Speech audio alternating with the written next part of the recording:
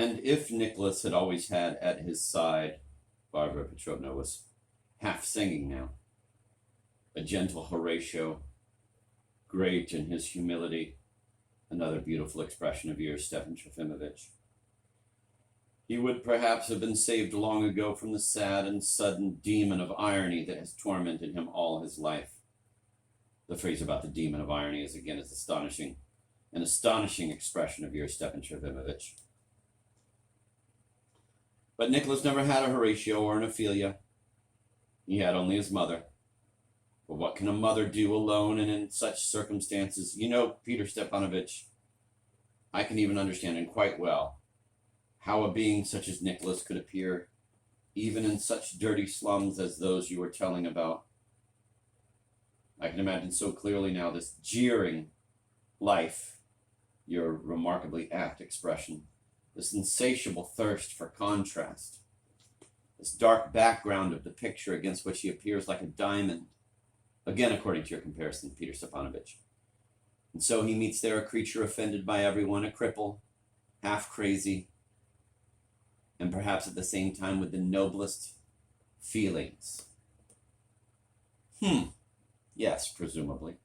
And after all that, you still do not understand that he's not laughing at her like everyone else? Oh, people! You do not understand that he should protect her from her offenders? Surround her with respect like a marquise?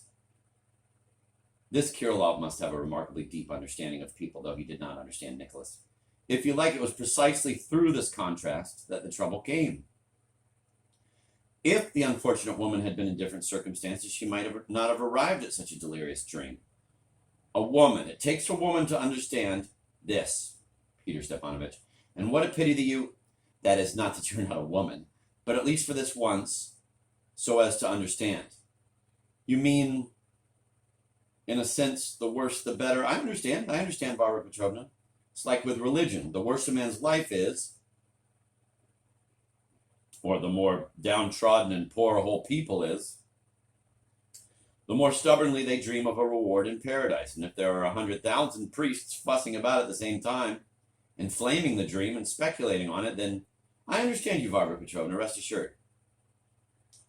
I don't suppose that's quite so, but tell me, can it really be that in order to extinguish the dream in this unfortunate organism, why Varvara Petrovna used the word organism here, I could not understand.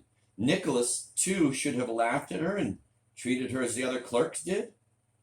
Can it really be that you reject that lofty compassion, that noble tremor of the whole organism with which Nicholas suddenly so sternly answered Kirillov, I do not laugh at her? A lofty, a holy answer. Sublime, muttered Stepan Trofimovich.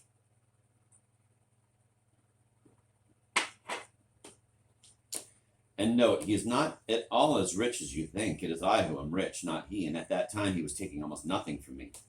I understand all that, Varvara Petrovna. Peter Stepanovich was now stirring somewhat impatiently. Oh, it is my character. I recognize myself in Nicholas. I recognize that youth, that possibility of stormy, awesome impulses. And Peter Stepanovich, if one day you and I become close, which I, for my part, sincerely wish, all the more so in that I already owe you so much, perhaps then you will understand. Oh, believe me, I wish it for my own part, Peter Stepanovich muttered abruptly.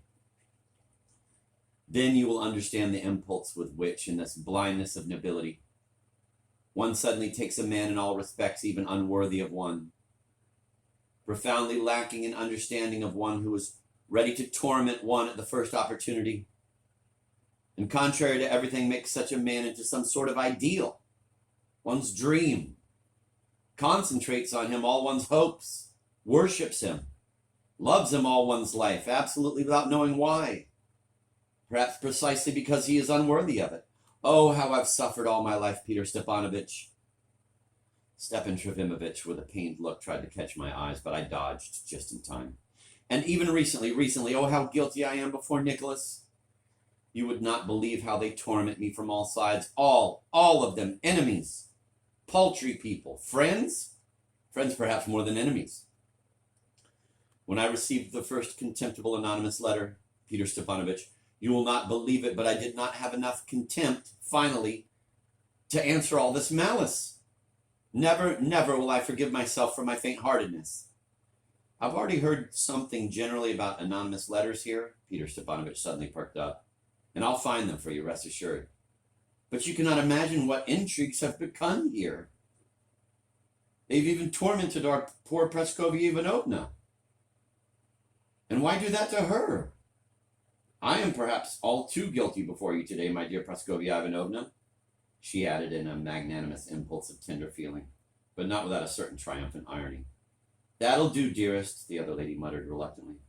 And in my opinion, all this should be brought to an end. Too much talking. And she again glanced timidly at Liza, but she was looking at Peter Stepanovich. And this poor, this unfortunate being, this insane woman who has lost everything and kept only her heart, I now intend to adopt. Varvara Petrovna suddenly exclaimed. This is the duty which I intend to fulfill sacredly. From this day on, I shall take her under my protection. And that will even be very good, madam, in a certain sense. Peter Stepanovich became thoroughly animated. Excuse me, I didn't finish just now. Precisely to do with patronage. Can you imagine when Nikolai Vsevolodovich left then, I'm starting precisely from where I left off, Varvara Petrovna. This gentleman, this same Mr. Lebyadkin, at once fancied he had the right to dispose of the pension that had been allotted to his sister, the whole of it. And so he did. I don't know exactly how it was all arranged by Nikolai Vsevolodovich. But a year later, from abroad now, having found out what was going on, he was forced to make different arrangements. Again, I don't know the details. He will tell you himself. All I know is that the interesting person was placed somewhere in a remote convent, quite comfortably even, but under friendly supervision. You understand? And what do you think Mr. Lebyadkin decides to do? First, he makes every effort to find out where the quit rent item, that is his dear sister, has been hidden from him, achieves his goal just recently, takes her from the convent, having presented some sort of rights over her, and brings her straight to this town. Here he doesn't feed her, he beats her, tyrannizes over her, and finally in some way obtains a significant sum from Nikolai Vsevolodovich. Immediately starts drinking, and instead of gratitude ends with brazen defiance of Nikolai Vsevolodovich, senseless demands, threatening to go to court in case of the non-payment of the pension directly into his hands. So he takes Nikolai Vsevolodovitch's voluntary gift as his due. Can you imagine that? Mr. Lebyadkin, is everything I've said here just now true? The captain, who up to then had been standing silently and looking down, quickly stepped 2 steps forward and turned all purple. Peter Stepanovich, you have dealt harshly with me, he said abruptly. How and why is it harsh, sir? But excuse me, we will talk about harshness and mildness later, and for now I only ask you to answer the first question. Is everything I said true or not? If you find it is not true, you may make your declaration at once. You yourself know, Peter Stepanovich. The captain muttered, stopped short, and fell silent. It should be noted that Peter Stepanovich was sitting in an armchair, his legs crossed, while the captain stood before him in a most reverent attitude. Peter Stepanovich seemed to be very displeased with Mr. Lebyadkin's hesitations. His face twitched in a sort of malicious contortion. Perhaps you really do want to make some declaration? He gave the captain a subtle glance. Go right ahead, then, we're waiting.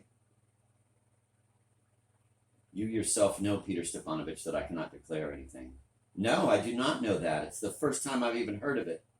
Why can you not declare anything? The captain was silent, staring at the ground. Allow me to leave, Peter Stepanovich, he said resolutely. Not before you give me some answer to my first question. Is everything I said true?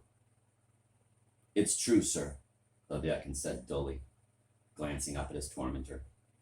Sweat even came to his temples. Everything? Everything, sir. You can think of nothing to add, to observe? If you feel we are being unjust, declare as much. Protest. Declare your dissatisfaction aloud. No, I can think of nothing. Did you recently threaten Nikolai Vsevolodovich? That was drink more than anything, Peter Stepanovich. He suddenly raised his head. Peter Stepanovich, if family honor and the heart's undeserved disgrace cry out among men, then can a man be to blame even then? He bellowed suddenly, forgetting himself as before. And are you sober now, Mr. Lebyadkin? Peter Stepanovich gave him a piercing look. I am sober.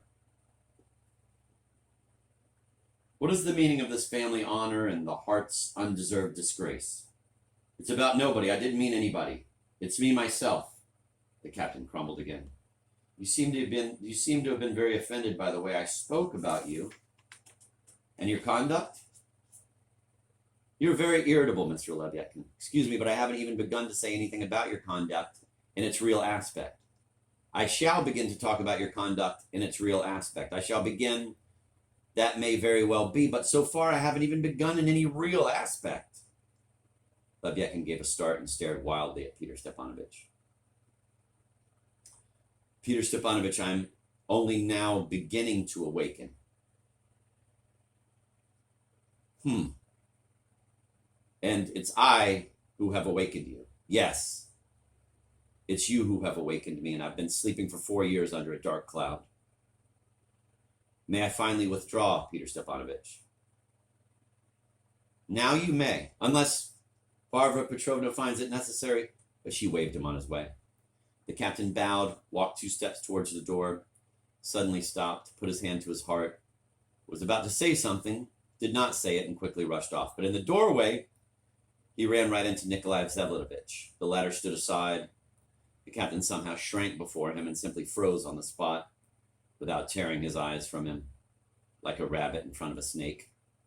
Nikolai Vsevolatovich, having paused briefly, brushed him aside with his arm and walked into the drawing room.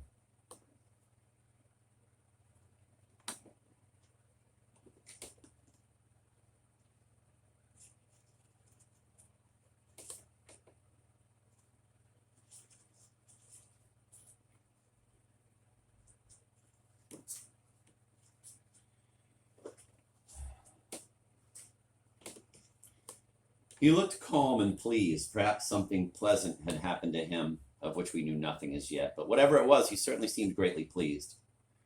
Can you ever forgive me, Nikolai? Mrs. Stavrogin asked him, unable to contain herself as she rose to meet him. But he just laughed. I see, he said in a light, good-humored tone. You know everything now, and shall I tell you something?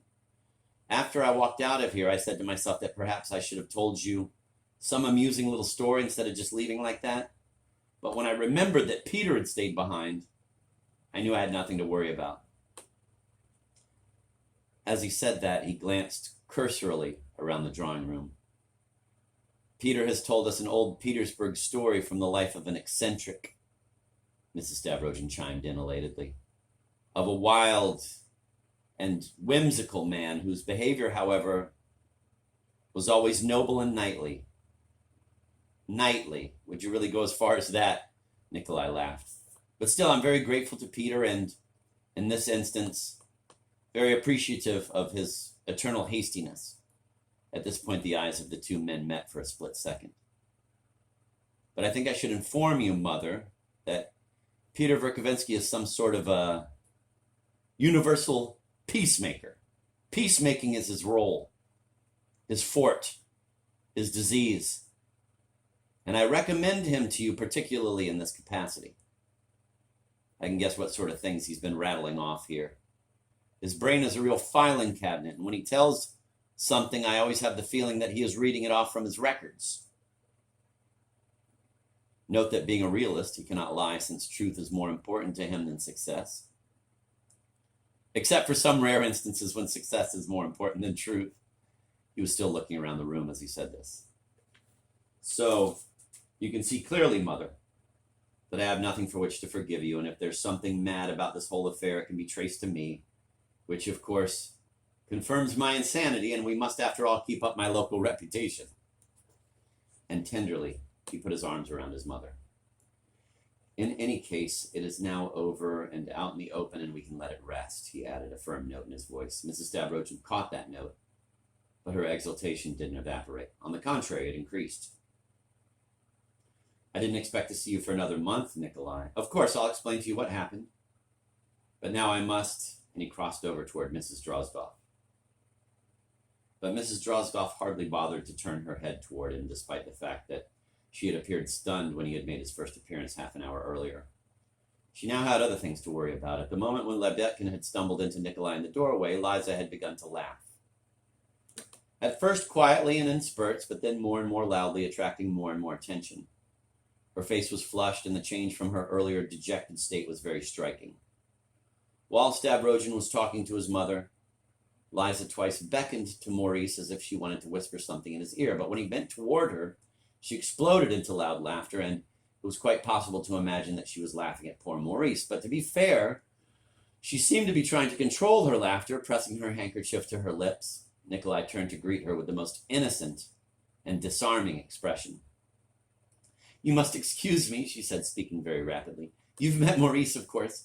"Oh, really, Maurice, how can one be so ridiculously tall?"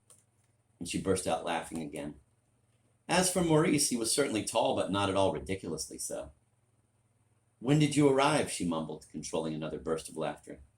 She seemed a little ashamed of herself, but her eyes still flashed a wild, gay sparkle. "A couple of hours ago, a bit more," Stavrogin said, looking at her closely.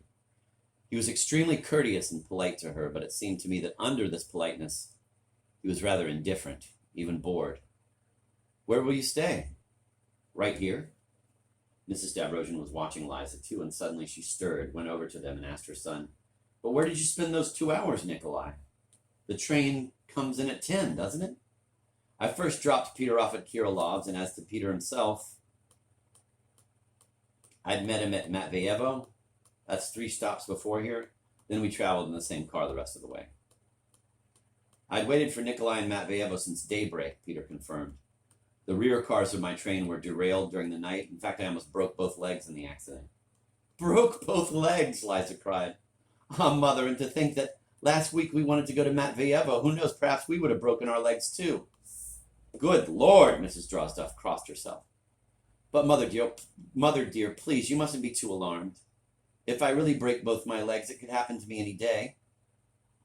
You say yourself that I ride too recklessly. Tell me, Maurice, will you help me to walk when I'm lame?"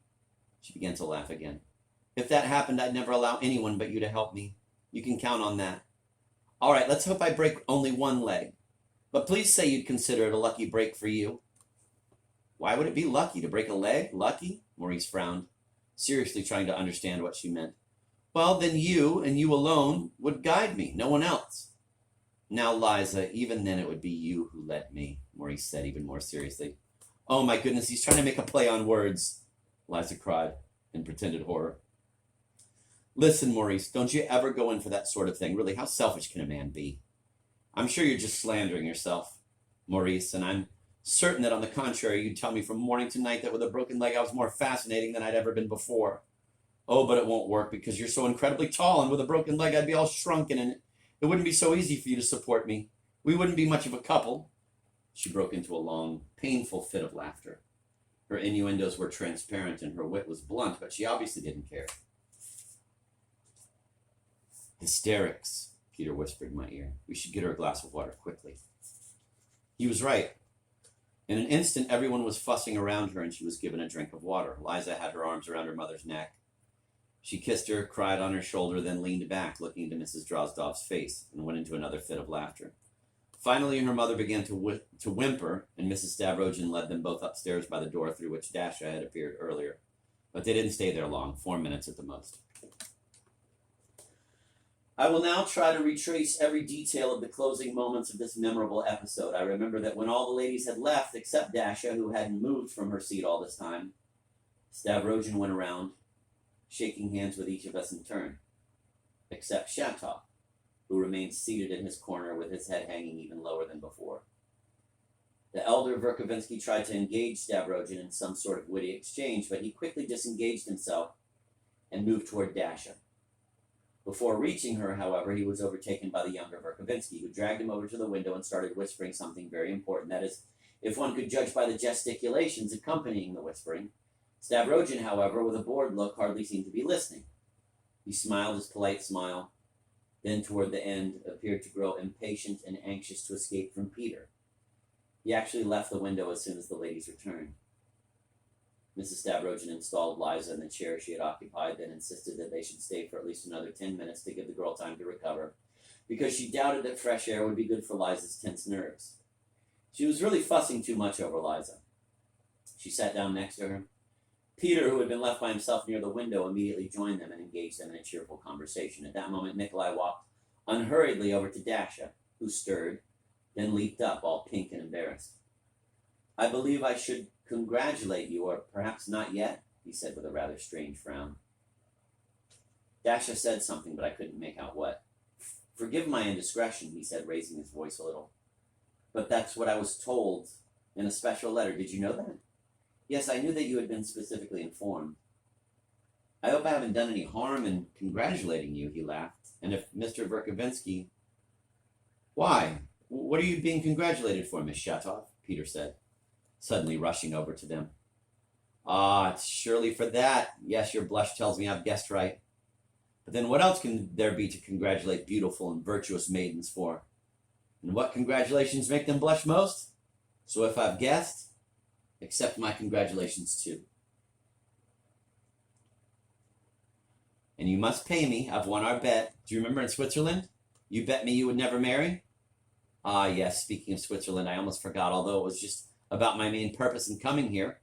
He quickly turned toward his father and asked, "And you, when are you leaving for Switzerland?" "Me? Switzerland?" Mr. Verkovensky mumbled, quite bewildered. "Why, aren't you going there? But you wrote to me that you were getting married, didn't you?" "Peter!" Now, why do you say Peter like that? If you want to get married, I came hurrying to tell you that I have no objections. You wanted to know my reaction quickly. Peter started off in his smooth rattle. "On the other hand, if you need me to save you, as you wrote in the same letter, I'm willing to help you there too. Is it true, Mrs. Stavrogen, that he's about to get married?" Peter said, turning toward her. "I hope I'm not being indiscreet. He wrote me himself that the whole town knew about it, that everyone was congratulating him, and that to avoid it all, he goes out only after dark. I have that letter here in my pocket. But believe me, Mrs. Stavrogen, I don't understand the first thing about my old man. Now, you tell me yourself, dear Papa. What do you want me to do? Congratulate you or save you?" Can't imagine how he writes. He's the happiest man on earth, and then in the very next line, he sounds the gloomiest notes of despair. In the first place, he asked me to forgive him. Well, there, I suppose he's being true to type. I can't avoid saying it. He has seen me twice in his life, and even then by accident, and suddenly on getting married for the third time, he decides that he's failing in his paternal duties and beseeches me from thousands of miles away to forgive him and not to be angry with him. Please don't be angry with me. That's so typical of your generation. All right, I understand, and I won't hold it against you and so on. But the trouble is, I don't understand your main point. You talk in that letter about some sort of sins committed in Switzerland. You're marrying because of someone else's sins. I don't understand. I only know it has something to do with sins. The girl, he writes, is a pearl, a diamond, and he is, of course, unworthy of her. But then, because of those sins, he's forced to go through with the wedding and make a trip to Switzerland, and therefore he requests me to leave everything and rush to his rescue. Does that make any sense to you? But from the expressions on your faces, I gather, he turned completely around, holding the letter in his hand and smiling innocently, that, as I often do, I have made some sort of gaffe. I'm too stupidly candid, or perhaps, as Nikolai says, always in too much of a hurry. But I thought everyone here was a close friend. That is, a friend of yours, Father, because I'm really a stranger here, and I realize that everyone knows something I don't. His eyes kept darting around the room. So your father wrote to you that he was marrying because of another man's sins and asked you to come rushing to the rescue from Switzerland? Did he actually use those expressions? Mrs. Stavrogen said, stepping up to him. Her face was all yellow and twisted. It twitched and her lips quivered. What I meant to say, you see, Peter said, looking alarmed, is that if there's something I didn't understand, then it's his fault for writing like that. Well, here's the letter. And you know, Mrs. Stavrogen, his letters are dreadfully long and they've been arriving in an uninterrupted stream, especially in the last couple of months. I must admit I couldn't be bothered to struggle through all of them. You must forgive me, Father, for admitting it so stupidly, but you will agree that although you addressed those letters to me, they were intended rather for posterity. And so you shouldn't really care whether I waded through them or not. Ah, don't get offended. After all, you and I, we are close, all right. But this particular letter, Mrs. Stavrogin, I read to the end, and I bet the sins he mentions, someone else's sin, are really his own peccadillos. Oh, most innocent, of course, but about which he has decided to raise a great furor with overtones of self-immolation. Yes, precisely. The furor is for the sake of that self-immolating overtone. The true trouble, though, is financial. Why not admit it? After all, he has, as you know, a weakness for a little game of cards, but perhaps I shouldn't have said that, and I'm sorry. I do talk too much, but I swear, Mrs. Stavrogin, he frightened the daylights out of me, and in a way I was prepared to save him. After all, he made me feel ashamed. What does he take me for? A heartless creditor holding a knife to his throat? He writes something about a dowry, but I'm beginning to wonder whether there's any truth to all this talk about marriage. Do you really intend to marry, dear Papa? Perhaps it was all talk? An opportunity to display your literary style? Oh, Mrs. Stavrogin, I'm sure you must be blaming me now for my way of putting things. My style. Not at all, not at all, Mrs. Stavrogin assured him with cold fury. I can see you've been driven to the limit of your patience. She was obviously listening with spiteful glee to Peter's candid outbursts, and he was obviously putting on an act, a rather gross and unsubtle act, the purpose of which I didn't understand at the time. On the contrary, Mrs. Stavrogin said, I'm extremely grateful to you for having spoken up. Without you, I would never have guessed. My eyes have been opened for the first time in 20 years. Now you, Nikolai. Tell me what you meant when you said that you had also been specially informed. Did Stepan Verkovensky write to you too? I received a very innocent, a very noble letter from him. I see that you have difficulty choosing your words, and that's enough for me. And you, Stepan, I would like to ask you an immense favor, she said, her eyes flashing. Please leave us at once and never come back to this house again. We must remember that Mrs. Stavrogin had suffered a severe emotional crisis during the preceding hours and was still in a state of agitation. Of course, Mr. Verkovensky had brought it on himself. But what struck me most then was the dignity with which he withstood his son's accusations and Mrs. Stavrogin's curse on him. He didn't once try to interrupt Peter or to justify himself. Where had this courage come from? All I know is that he had certainly been offended by the way his son had met him, most of all, by the way he had reacted to his paternal embrace. In his eyes, at least, that was a deep and real grief. At the same time, it had suddenly and painfully dawned on him that he himself had acted despicably. He later frankly admitted that to me. Maybe he now reacted as he did because genuine grief can transform even the most irresponsible person into a strong and determined one, if only for a moment. Also, real suffering temporarily turns fools into wise men. If this is true, why couldn't a man like Stepan Verkovensky change radically, even if only temporarily?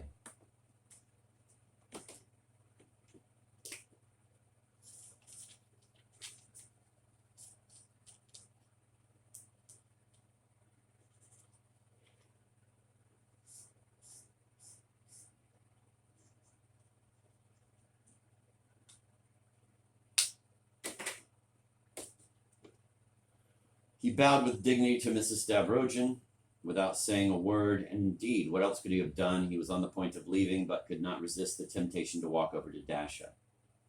She seemed to have anticipated his move, for before he had time to say anything, she began to speak rapidly in a dismayed tone, to forestall him. Please don't say anything, Mr. Verkovensky, she said, looking at him with a pained expression and holding out her hand to him. I want you to know that I respect you as much as ever and think just as highly of you. And please don't think badly of me either. I value your esteem immensely. Mr. Verkovensky bowed deeply to her. It's up to you, Dasha, Mrs. Stavrogin said in a loud, cutting voice. You know that in this whole business you've been free to act as you pleased, and you still are, now and in the future. Oh my, I'm beginning to understand everything now, Peter Verkovensky exclaimed, slapping his forehead. But that puts me in an awkward position. Please, you must forgive me, Miss Shatov. Ah, what have you done to me, you? He said, turning toward his father. Peter, I don't think you should talk to me like that, my boy, Mr. Verkovensky said very quietly. Please stop shouting, Peter said, waving his hands at him. Believe me, it's all your sick old nerves, and your shouting won't do them any good. Tell me rather why you didn't warn me. You should have realized from the beginning that I might let it out. Mr. Verkovensky looked intently at his son. You, Peter, who seemed to be so well informed, did you really know nothing? Had you heard nothing about what's been going on here? What? Some people, it's not enough for them to be childish. They also have to be spiteful. Did you hear what he said, Mrs. Stavrogin? Everyone started to talk at once, and then something happened that no one could possibly have expected.